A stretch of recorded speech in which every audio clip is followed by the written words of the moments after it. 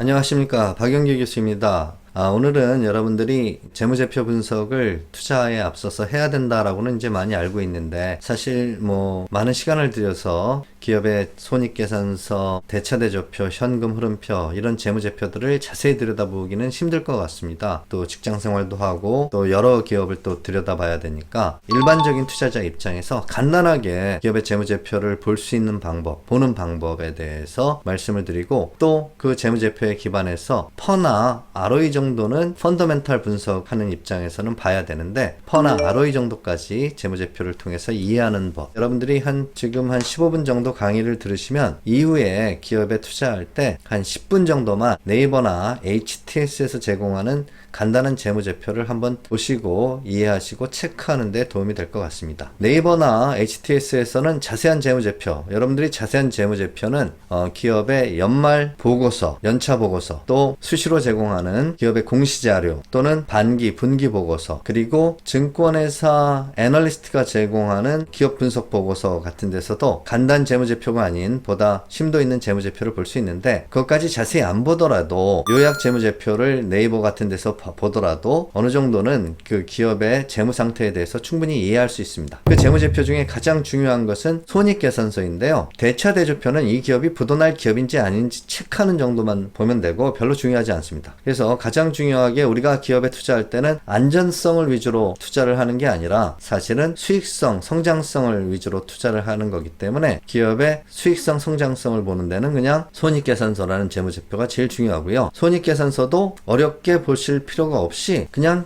기업의 장사에서 이익이 얼마 남았는지를 보는 것이 손익계산서다라고 생각을 하면 되겠습니다. 손익계산서도 많은 단계가 있는데, 첫 번째, 기본적으로 손익계산서에서 나타내고 있는 거는 장사해가지고 판매액에서 비용을 제하면 그것이 이익을 나타내는 거고, 그 이익이 얼마인지를 어떠한 기간에 대해서, 주로 1월 1일서부터 12월 말일까지 그 해에 대해서 돈을 얼마 벌어들였느냐를 나타내는 거라고 보시면 되겠습니다. 따라서 만약에 국수집이다 그러면 국수 한 그릇을 파는데 5,000원을 받는다 그러면 10,000그릇을 팔면 올해 5천만원어치 벌었겠죠. 그래서 5천만원이라는 매출에 비해서 비용이 맨 처음에 원가, 밀가루랑 또 국물 내는데 멸치나 이런 비용이 들어간 게 얼마인가, 그걸 계산해서 비용이 사실 2,000원 들어갔다 그러면 5,000원에서 비용 2,000원 빼고 3,000원이 한 그릇의 국수당 이익이 되겠죠. 그러나 그것을 우리가 매출이익이라고 하는데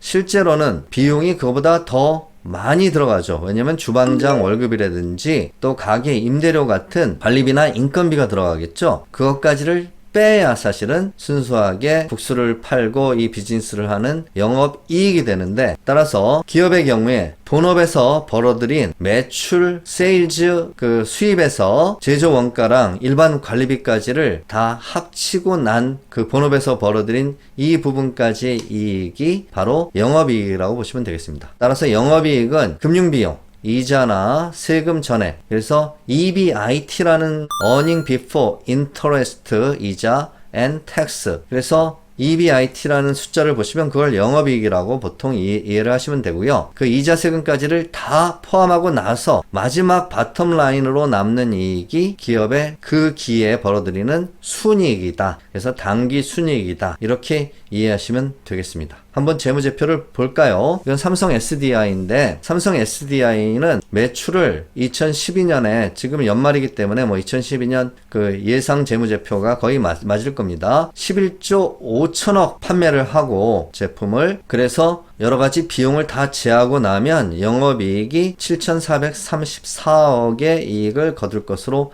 예상이 되고요. 여기에다가 세금 내고 금융비용 다 제하고 나면 당기 순이익이 6,340억 올해 났다고 합니다. 그래서 이것이 당기 순이익이 되고, 이 당기 순이익을 기반으로 해서 우리가 지금 얘기할 PER이나 또 ROE 같은 것을 구하게 되는 것입니다. 이 재무제표에서 투자자 입장에서는 이 기업이 얼마를 벌고 있느냐, 이 기업의 수익성이 가장 관심사일 텐데요. 손익계산서를 볼 때 올해의 손익만 보는 것이 아니라 지난 몇 년 동안에, 그리고 내년에 예상되는 손익까지를 보는 것이 또한 중요하겠죠. 그래서 이 기업이 이 삼성 SDI처럼 몇 년 전에 비해서 비해서 점점 매출이 이렇게 늘어나면 당연히 기업의 이익도 몇 년 전에 비해서 늘어나겠죠. 갈수록 이익이 늘고 있고 매출이 늘고 있다면 투자할 만한 성장성이 있는 기업이다. 그래서 당기순이익의 흐름, 이 추세를 보는 것이 성장성을 보는데 필요한 부분이기 때문에 손익계산서를 보면 수익성도 볼 수 있고 성장성도 볼 수 있다. 이렇게 보시면 되겠습니다. 대차대조표에서는 아까 얘기한 것처럼 이 기업이 가지고 있는 재산이 어떻게 이루어져 있느냐, 부채가 전체 재산에 비해서 감당할 만하냐, 자본금에 비해서 감당할 만한 수준이냐, 이걸 보는 이유로 대차대조표는 보시면 되겠습니다. 그래서 대차대조표는 그 기업의 재산 상태를 나타낸다 라고 보시면 되겠고, 손익계산서가 기간에 대한 거면 이거는 현재 현황을 보여주는 거라 이렇게 볼 수 있겠습니다. 그래서 흔히 제가 학생들한테 재산이라는 거는 너희 집 재산이 얼마냐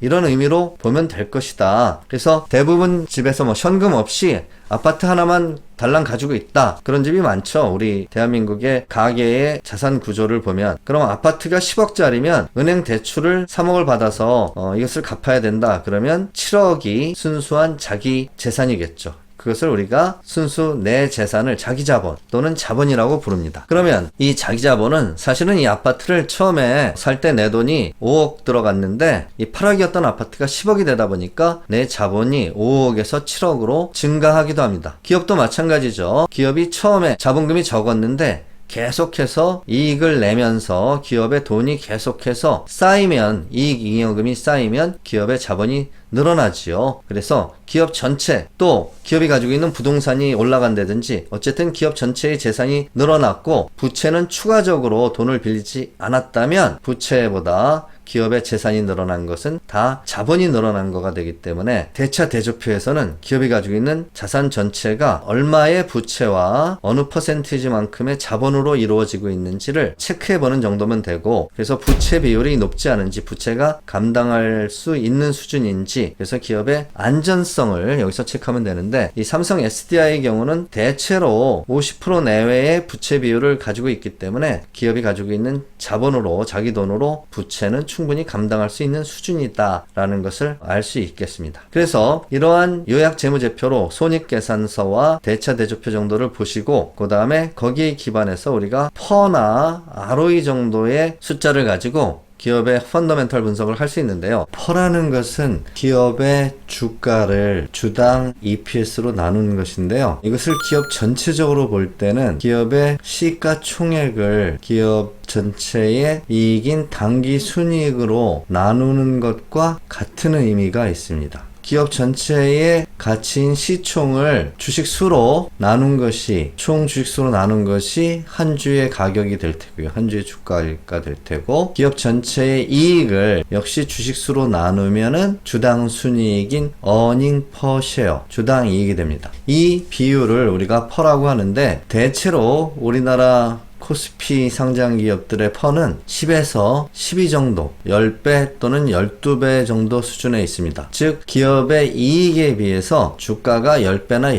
12배라는 뜻이죠. 저는 퍼의 역수를 굉장히 중요한 숫자로 간주를 하는데요. 무슨 뜻이냐 하면 퍼가 10이라는 것은 달리 말하면 역수로 하면 10분의 1이죠. 따라서 내가 예를 들면 10만 원을 내고 주식을 샀는데 거기서 벌어들이는 주당 이익은 earning per share는 10,000원이라는 뜻이기 때문에 투자한 내 입장에서는 이 회사가 내 투자금에 대해서 10%의 수익을 내는구나. 그래서 퍼의 역수는 바로 그 기업이 주주들한테 돌려주는 수익성을 나타낸다. 이렇게 볼 수 있겠죠. 그래서 역수로 따져보면 그럼 퍼가 10인 거에 비해서 퍼가 50인 것은 퍼가 높을수록 수익성이 떨어지는 거죠. 50분의 1은 2%밖에 안 되니까 지금 삼성 SDS가 10,000원이 안 되지만 10,000원 정도의 주당 이익을 내고 주가는 50만 원이 넘는데 이거는 50분의 1, 2%밖에 안 된다. 뭐 그런 뜻이 되어버립니다. 그러면 사실 퍼가 10인, 그래서 10% 수익을 돌려주는 회사도 있는데 왜 이렇게 퍼가 높은 회사에 투자하는 사람들이 많으냐? 퍼가 50이라는 것은 수익률로 따지면 2%밖에 안 되는데 그것은 이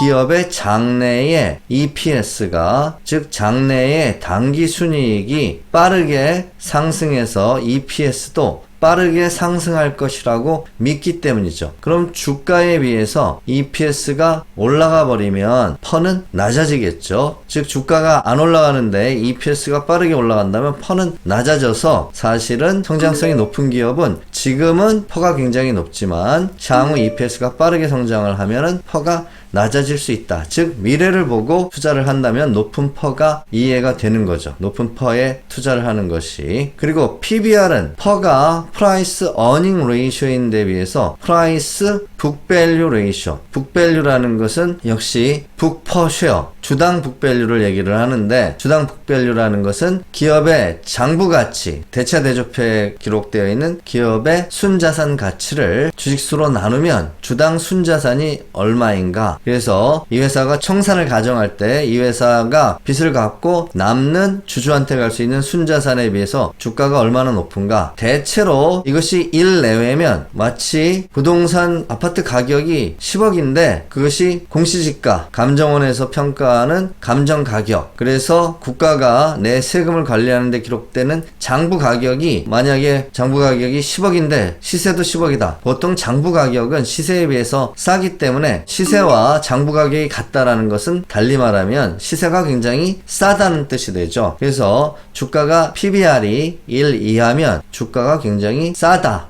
그래서 우리가 투자를 할 때 PBR이 낮으면 굉장히 이 기업이 저평가되어 있다라고 체크해 볼 수 있고, 또 반대로 PBR이 낮으면은 이 회사의 주가가 더 이상 내려가기 힘든 바텀을, 안전성을, 밑에 세이프티 쿠션을, 지지선을 체크할 수 있는 방법이 됩니다. 마지막으로 ROE가 굉장히 중요한 숫자인데요. 기업의 단기 순이익을 전체 기업의 자산으로 나누는 것이 ROA입니다. 따라서 기업이 가지고 있는, 만약에 아까 아파트라면 아파트 10억을 가지고 임대를 놔가지고 임대 수익이 1년에 1억이 들어온다. 그러면 ROA가 10%인 것이고, 그런데 그 아파트를 구입할 때 그야말로 대출을 많이 끼고 투자를 해서 사실은 10억짜리 아파트가 5억은 대출이고 5억이 내 돈이다. 그럼 5억의 자본을 가지고 임대 수익이 1억이다 하면 이것은 20%로 확 올라가죠. 따라서 이 ROE는 주주의 입장에서 거두는 수익이기 때문에 기업의 입장에서 기업의 부채를 빼고 주주가 가지고 있는 자기 자본에 대해서 수익성이 얼마인가, 단기 순이익을 주주의 몫인 에쿼티, 자기 자본으로 나눈 것이 ROE가 돼서 투자자의 입장에서는 이 ROE야말로 주주의 입장에서 수익률이 되기 때문에 굉장히 중요한 지표입니다. 따라서 우리가 손익계산서와 대차대조표를 이렇게 간단하게 네이버에서 제공하는 요약 재무제표에서 확인할 수 있고, 그 밑에 역시 간단하게 ROE, ROA를 제공해주고 있기 때문에 이 기업의 주주가 가져가는 수익성은 5% 내외구나. 또 이 기업의 퍼도 이런 식으로 제공을 해주고 있기 때문에 이걸 보시면 이 기업의 아까 주당 어닝 퍼 쉐어가 8,255원이었는데 20년 말 기준으로 해서 이 기업의 현재 주가가 56만원이기 때문에 56만원을 8,255원으로 나누면 이게 68.2입니다. 상당히 높죠. 그래서 68.2라는 거는 아까 퍼의 역수로 따지면 68분의 1로 하면은 약 1.5% 밖에 안 되는데, 뭐 그래도 은행 이자도 어차피 1%밖에 안 나오는 시대이기 때문에 이 기업의 지금 퍼로 따져도 은행보다 낫다, 뭐 이렇게 우리가 또 변명을 해주려면 해줄 수도 있겠죠. 어쨌든 그런 퍼는 현재의 주가 수준이 이 기업이 벌어들이는 이익에 비해서 높은 건 아닌지, 그래서 가치